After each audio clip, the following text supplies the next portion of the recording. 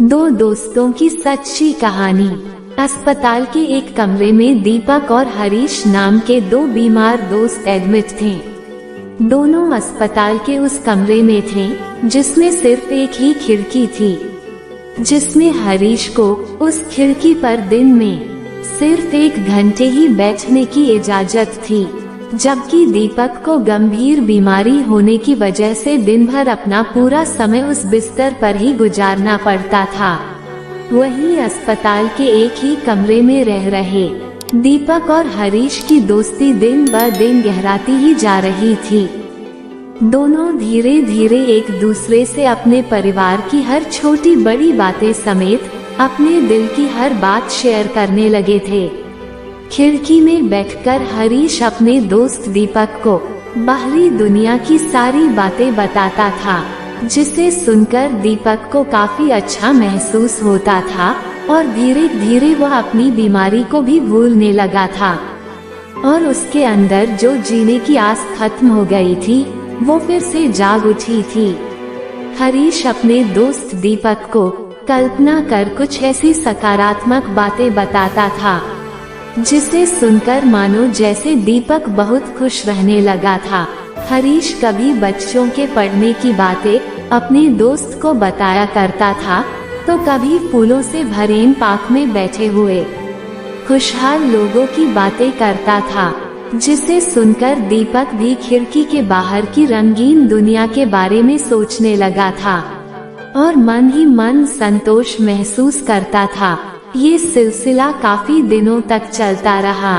दोनों दोस्त दीपक और हरीश ऐसे ही मुश्किल की घड़ी में एक दूसरे से बातें कर अपने मन का बोझ हल्का कर लेते थे और अपनी बीमारी के दर्द को भूलने लगे थे कि तभी अचानक एक दिन हरीश की मौत हो गई। उसकी मौत की खबर सुनकर दीपक बेहद दुखी हुआ और फिर जब नर्स उसके दोस्त हरीश के मृत शरीर को वहां से हटा रही थी, तभी दीपक ने नर्स से रोते हुए खिड़की की तरफ वाला बैग लेने की इजाजत मांगी और जैसे ही वह पलंग के पीछे की तरफ मुड़ा तो उसे सिर्फ खाली दीवार ही दिखाई दी।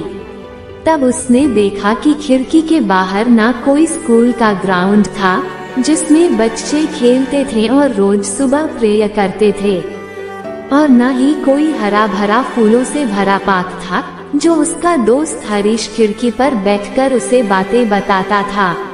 उसने नर्स से उस खिड़की के बारे में पूछा जिससे रोज उसका दोस्त बाहर की तरफ देखा करता था।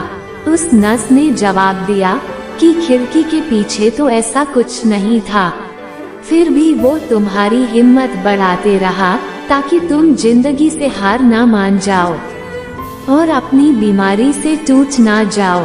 वह तुम्हारा एक सच्चा दोस्त था।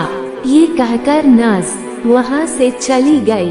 तभी दीपक ने हरीश को रोते हुए बहुत याद किया और मन ही मन उसका धन्यवाद किया। इस कहानी से ये शिक्षा मिलती है, हमें हमेशा अपने दोस्तों का सच्चाई से साथ देना चाहिए। अगर वो जीवन में कभी हार मान लेता हो तो उसका विश्वास बढ़ाना चाहिए। दोस्तों, एक दोस्त ही वो इंसान है जो सारी जिंदगी हमारा साथ देता है और उसका भरोसा हमें कभी भी नहीं तोड़ना चाहिए। हमारे जीवन में एक सच्चा और अच्छा दोस्त जरूर होना चाहिए।